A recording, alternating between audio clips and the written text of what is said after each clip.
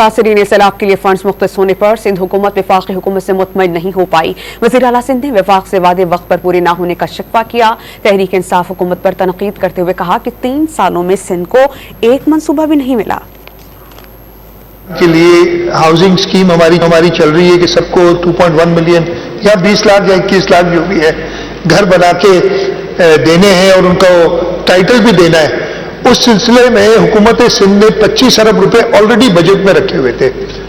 ہم نے وفاق سے کہا تھا ٹوٹل ہماری تقریباً 50 سے 55 ارب روپے انویسٹمنٹ سندھ گورنمنٹ کی ہونی، اور ہم نے وفاق سے کہا تھا کہ اس کو آپ میچ کریں، اور بہت کوششوں کے بعد اور چیئرمین صاحب کی میں یہ بھی کلیئر بتا دوں کہ ابھی بھی چیئرمین صاحب یا ہم اس حساب سے راضی نہیں۔ اس کا وجہ میں نے بتائی تھی کہ جو پچھلے 3 سال تھے پی ٹی آئی کی حکومت کے، ایک نیا منصوبہ سندھ کو نہیں دیا گیا تھا، تو ہم چاہتے کم از کم برابر